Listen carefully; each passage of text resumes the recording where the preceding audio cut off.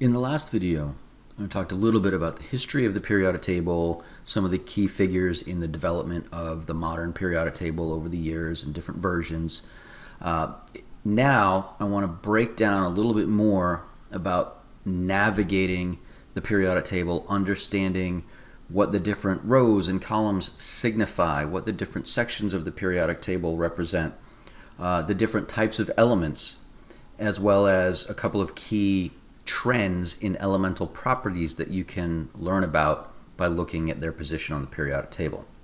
First of all, one of the most general way to categorize the elements on the periodic table is to put them into one of three groups. The majority of the elements on the periodic table are metals. So this whole section, the left-hand couple of columns, the entire middle section, the ones down at the bottom, and even some sort of moving into the right-hand block of elements are considered metals. Now, the farther to the left you go, so the closer to that first column, the more metallic the elements are. So hydrogen is an exception that sticks out on the top there. Hydrogen and helium in that first row, we're going to see, are exceptions to a lot of the rules, just because that first row is somewhat unique. But the other elements in that first column, lithium, sodium, and on down, are the most metallic elements on the periodic table. And then as you move farther to the right, they're all metals, but they get less and less metallic. So the properties of metals, things that are shiny, solid at room temperature, they conduct heat and electricity very well. They tend to be, to different degrees, malleable, which means you can bend and shape metals. Then on the upper right hand side we have the non-metals. So non-metals, a lot of them are gases, right? So this whole last column is called is noble gases, and we'll talk about the group names in a minute. And then you have things like fluorine, chlorine, oxygen, right, and nitrogen. And then there are some elements that aren't gases, but they're still not metals, like sulfur, right? It's a crumbly yellow solid at room temperature. So the non-metals have the opposite properties of the metals, right? Metals are shiny, silver, solid, conduct heat and electricity typically pretty well. Non-metals are the opposite. They are often gases. If they're not gases, they're not shiny and bendable metals. They're dull, brittle. They don't conduct heat or electricity as a rule very well.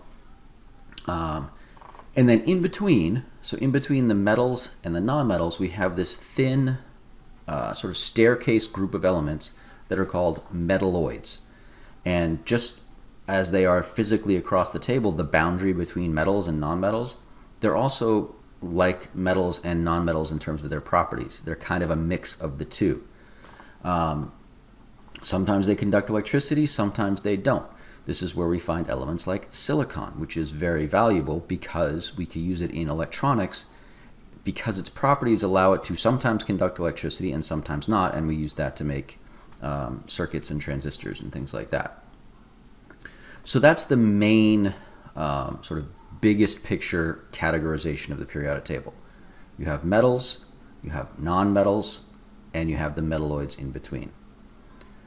Okay, so the next way we're going to categorize the elements is that there are certain groups that have special names. So group number 1, which is all the way over here on the left, again with the exception of hydrogen, lithium, sodium, potassium, rubidium, cesium, francium, those are called the alkali metals. Okay, so that column has a special name, alkali metal. They are highly reactive. They're all metals.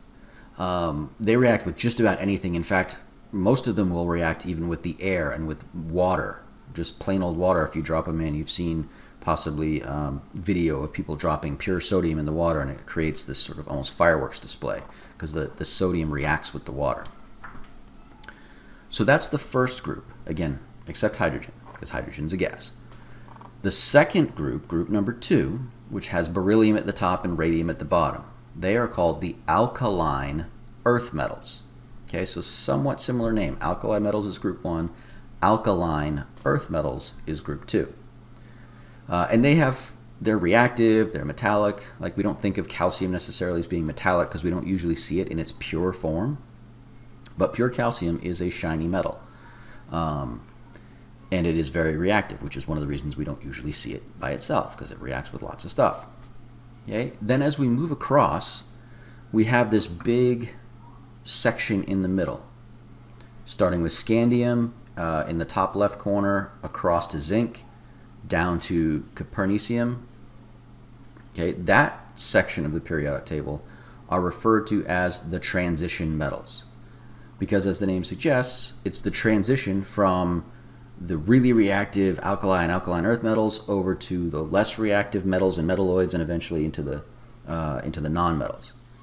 This is where you find pretty much all of the metals, all of the elements you would probably think of if I said, can you name a metal element? Right? You've got copper, silver, gold, platinum, zinc, titanium. All right, all these are in this middle section. And they have varying properties, right? There are some like silver and gold that are very unreactive, right? That's why we use them, silver, gold, copper. We use them in coins because they're very unreactive, so they last a long time. And they don't really react with the air and elements that they come into contact with, so they stick around for a very long time. Then, as we move over to the right-hand side of the periodic table, we have the last two columns that have special names. Group number 17, which is topped up here by fluorine, is called the halogens. These are sort of the non-metal equivalent of the alkali metals on the other side. Okay, halogens are super reactive. They're mostly gases. And again, you don't typically find them by themselves in nature because they just react with anything. So those are the halogens. And then the very last column is called the noble gases. And I think I've mentioned these a couple of times. The noble gases are a special group because they don't react in general with anything else on the periodic table. They just stay by themselves. That's because they have the perfect electron configuration to make a stable atom, each one of them in their own way. Right? So they have different numbers of electrons, but the arrangement of the electrons in each one of those elements is perfectly complete. So they don't need any more electrons to fill up any of their orbitals. They don't have any half-filled orbitals that they like to get rid of. They're just pre-filled right up to the top of their electron orbitals. So they don't react with anything because they don't need to. And we'll talk a little bit more about that later. Then down below, we have the two rows that are sort of detached or look detached. They're called the lanthanides and actinides. And lanthanum is the first element in the lanthanide series, and actinium is the first element in the actinide series. So that's how they get the name there. And it's kind of hard to picture here, and this isn't typically done just because it would make the periodic table even more kind of awkward and cumbersome than it is in terms of its shape. But all of those elements actually fit in these two little blank spaces on the periodic table. So if you really wanted to do the periodic table right, you would stretch it way out, and these two rows would actually be in the middle. So it would go from hydrogen down to beryllium, and then it would go down to the lanthanides and actinides, and then you'd have this section with scandium, the transition metals, and then it would go back. So it'd be this big, long, stretched out thing. So somebody somewhere along the line decided that it would be better to just put them down below and give them kind of their own couple of rows there. Okay, so you've got alkali metals, alkaline earth metals, transition metals, halogens, noble gases, and lanthanide and actinide series down at the bottom. Those are the groups or sections of the periodic table that have special names. So we've had a couple different ways of categorizing them. The next thing I want to talk about a little bit is how you can relate electron configuration to position on the periodic table. Here's how this works. The first column, group number 1, and when I talk about the group numbers, I'm going to be using the top row of numbers here that go from 1 to 18 across. That's sort of the modern, current way of doing it. The other numbering systems like the Roman numeral A and then the 1A, those are a little more old school. So some periodic tables you'll see those numbers and some you won't. But the current way of labeling these is just going across 1 through 18. So group number 1, and this time I'm including hydrogen, all have 1 valence electron. So group 1, 1 valence electron. Group number 2 has 2 valence electrons. So that's usually pretty easy to remember. Group 1 has 1, group 2 has 2. Then, for the purposes of talking about valence electrons, we are going to skip over to group number 13. So we're going to jump across that middle section, the transition metals. We're going to go to group number 13.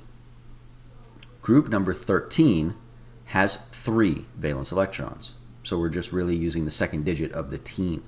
So 13, 3, 14 has 4, 15 has 5, etc., until you get to 18, which has 8, with the exception of helium. Remember, I said helium and hydrogen are exceptions to a lot of these things.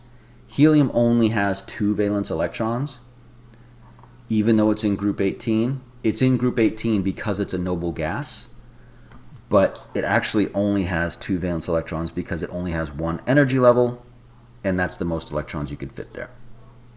Okay, but just remember, all of the elements except helium in group 18 have 8. So here's how it works. 1 has 1 electron, 2 has 2 electrons, valence electrons rather. Group 13 through 18, you just use the second digit. So 13, 3, 14, 4, and so on. Now, I skipped over the middle section and the 2 rows down below. Those are the elements that have the D and F orbitals that we talked about a little bit. So technically speaking, if you looked at the electrons on the highest energy level, which is what the valence electrons are defined as, every single one of those elements has 2 valence electrons. But because of those D and F orbitals, and remember when we did the sequence, the D and the F overlap with the other things. So like you might have a 4s and then a 3d and then a 4p. Because of that weird overlapping between the levels, sometimes those D and F electrons can act like valence electrons. We don't need to worry too much about that. I won't ask you, like on a quiz or something, how many valence electrons does manganese have in group 7? Don't worry about it. I will ask you about group 1 and 2 and 13 through 18. Those groups of elements, 1 and 2 and 13 to 18, are also called representative elements. Because if you took an element from each one of those groups, you would have more or less all the different types of elements that you can have. You'd have highly reactive metals, less reactive metals, less metallic metalloids, nonmetals, noble gases. So you kind of take a slice from those groups and you would have you'd represent all the different kinds of elements. And then the ones in the middle, the transition elements, are a little bit of a mixed bag. We've talked about the main groups, the metals, nonmetals, and metalloids. We've talked about the named groups, alkali metals, alkaline earth metals, noble gases, halogens, transition metals, lanthanides, actinides. This is a ton of information. I told you, there's so much information packed into the periodic table, and we're not done yet. Okay? Because the next thing we're going to talk about very quickly, just because we're going to be using it in some of the assignments I'm going to talk about later in the week, is ions. Okay, we touched on this a little bit earlier in the year when we talked about isotopes and ions and protons, neutrons, and electrons. Okay, ions are atoms that have gained or lost some electrons. And remember, normally atoms have equal numbers of protons and electrons, so they're neutral in their normal state because the protons and electrons cancel each other out. Well, when an atom gains or loses an electron, the number of protons doesn't change. So if you start playing around with the number of electrons, then you're changing the balance of positive and negative charges. So if you take away electrons, you make a positive ion. And that sounds backwards. You say, well, how can I take something away and make it positive? You have to remember that what you're taking away is something that's negative. So just like in math, when you subtract a negative, you get a positive. That's how I always try to remember it. You can also remember it that if you look at the number, right? If I have sodium, for example, it starts out with 11 negative electrons and 11 positive protons. So negative 11 and positive 11 equals 0. If I take away an electron, now I have 10 negative, or negative 10, and still have 11 protons, positive 11. You add that together, you get positive 1. Okay, so sodium forms a positive ion because it gives away or loses its electrons, or some of its electrons. On the other side, if you add electrons, you're adding negative stuff. So you end up with a negative ion. Okay, so just for the purposes of quick overview and how to use this with the periodic table, elements in group number 1, including hydrogen, form positive 1 ions. So ions with a charge of +1. And it's usually easy to remember because they have one valence electron, they form +1 ions. That's, that kind of makes sense. Group number 2 tends to form positive 2 ions, or 2+ ions. Again, we're going to skip over to the 13th column. Group 13 tends to form positive 3 ions. Now, again, just as a quick reminder, we'll talk more about bonding and ions and things later. Positive ions means they're losing electrons. So the positive 3 for boron, for example, means it's losing 3 of its electrons. Okay.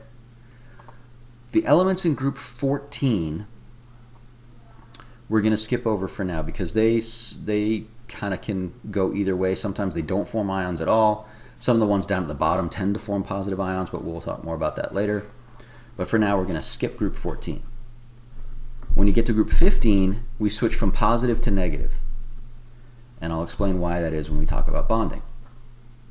But group 15 has a charge, will form ions with a charge of -3. So group 15, -3. They have 5 valence electrons. Group 16 forms -2 ions. 16 has 6 valence electrons, they form -2 ions. And group 17 has 7 valence electrons, they will form a -1 ion. And then group 18 is the noble gases. They don't form ions because they don't gain or lose electrons. They just hang out by themselves. Okay, so valence electrons, ion charges. Groups with names, different types of elements. We learned about a week ago or so about the blocks on the periodic table in electron configuration. So just quickly, I want to review that. Groups 1 and 2 are S block. So every element in group 1 and group 2 has a configuration that will end with S something. 4S1, 3S2, 5S1, 3S2, okay? So it's all going to be a number of the energy level and the S, and then a number 1 or 2. The energy levels have to do with the rows. So the first row has 1 energy level, or energy shell, as it was put in, I think, the packet that we did the other day. The second row has 2 energy levels, or energy shells. Third row, 3 shells. Fourth row, 4 shells, and so on down to 7. So the biggest elements that we have right now have 7 energy levels, or 7 shells of electrons. So the row gives you the energy level. The columns give you the number of valence electrons, and then the blocks give you the letters that go in the configuration. So groups 1 and group 2 are S. Group 3 through 12, that's D. So all those elements have configurations that end with D something. The right-hand block is the P block. They have all configurations that end with P. And then the rows down at the bottom, that's the F block. They have configurations that end with F. Now, just pointing out, if you look at groups 1 and 2, how many electrons can the S orbitals hold? 2. There are 2 columns. So all the elements in group 1 end with S1. All the elements in group 2 end with S2, and there's no more S columns because they can't put any more electrons. So going across, you're looking at adding electrons. When you go over to the P block, if you look, there are 6 columns because P sublevels can hold 6 electrons. So the first one is P1, then P2, all the way over to P6. Helium's the exception there. Again, it's going to be an S because it only has the 1 energy shell. In the middle, the D block has 10 columns, 1 through 10. And then down at the bottom, the F block has 14 columns across because F orbitals, or F sublevels rather, can hold 14 electrons. So each step across represents adding a new electron. Okay, so we've talked about types of elements, special groups of elements with names, valence electrons, ion formation, what the rows and columns mean, what the blocks of the periodic table are. The last thing, again, I told you there was a lot of information in here. And this is all, I haven't done anything. This is all just from the periodic table. The last thing on here is what are called trends, periodic trends. So there are some properties that we can kind of predict because they have a general tendency as you move, say, from left to right, or as you move from top to bottom. So those properties that we're going to talk about are atomic or ionic radius, basically the size of the atom. They kind of go hand in hand in terms of they both tend to move in the same direction as you go across or as you go down. And then the other two that are sort of paired up are something called electronegativity and ionization energy. They go together. So first I'm going to talk about the radius, atomic or ionic radius, which is, again, is a measurement of the relative size of the atom. And it's important to know that when we talk about radius, remember, electrons are kind of in a cloud around the atom. So there's no hard edge where we can draw a line and measure.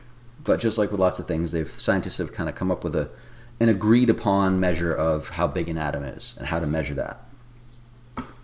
In terms of the trend, if you look going across the periodic table from left to right, in general, atoms get smaller as you move across from left to right. So the biggest elements are on the left, the smallest elements are on the right in each row. Okay, so lithium is the biggest element in the second row, neon is the smallest element in terms of the radius of the atoms themselves. Now the reason for that is that as you go across, right, you're adding protons to the nucleus of that atom. So the atom is getting more and more positively charged, and they're all packed together tightly in the nucleus. Now they're also adding electrons, right? Lithium has 3 electrons, beryllium has 4. So the number of electrons and the number of protons is still the same, 4 and 4 and 3 and 3. But that extra electron that you're adding is in the same energy level, so it's roughly the same distance from the nucleus. And if you think of the positive and negative as being in kind of a tug of war, the protons are getting more concentrated. The electrons are not getting any farther away. They're not getting any more advantage. So the protons start to win out a little bit and pull the electrons in closer. So as you're adding more and more protons going across the row, the electrons are getting pulled in, pulled in, pulled in until you get to neon at the end of that row. And that's the tightest they get pulled in. And then it goes to the next row. Which brings me to the second part of the trend, which is that as you go from row to row, from top to bottom, the elements get bigger. And that's because every time you move down a row, as I said a few minutes ago, you're adding a whole new shell of electrons to the outside of the atom. So you're adding a new layer to, the onion, so to speak. Okay, so each row has an extra layer than the row above it. So going down from top to bottom, the atoms get bigger. So the trends in radius are that they get smaller from left to right, and they get bigger from top to bottom. We use that if I was comparing, for example, 3 elements, carbon, nitrogen, and oxygen. Well, going from left to right, elements get smaller. So the smallest of those 3 elements should be oxygen. The biggest should be carbon. So if I said something like, the elements in group row 3, rank them from largest to smallest, you would literally put them in the order they appear on the periodic table. Sodium, magnesium, aluminum, silicon, phosphorus, sulfur, chlorine, argon. Left to right. If I said arrange the elements in group 2 from smallest to biggest, or biggest to smallest, well, the smallest elements are on the top, and the biggest ones are on the bottom. So in order, beryllium is the smallest, then magnesium, calcium, strontium, barium, and radium is the biggest element in that column. Now, if I was asking you to compare 2 elements, I wouldn't do something like, say, aluminum and germanium over here. Because you've got, yes, aluminum is to the left, but germanium is farther down, so how do you decide which one's bigger? Because left to right should be smaller, but top to bottom should be bigger. I will ask you to compare things that are in the same row or the same column. And you need to remember that left to right is this, they get smaller, top to bottom they get bigger. That's atomic and ionic radius. The other two trends, electronegativity and ionization energy, they sort of have the opposite phenomena. They get stronger or bigger as you move left to right. Remember, the size of the atom gets smaller, but the electronegativity or the ionization energy get bigger, higher from left to right.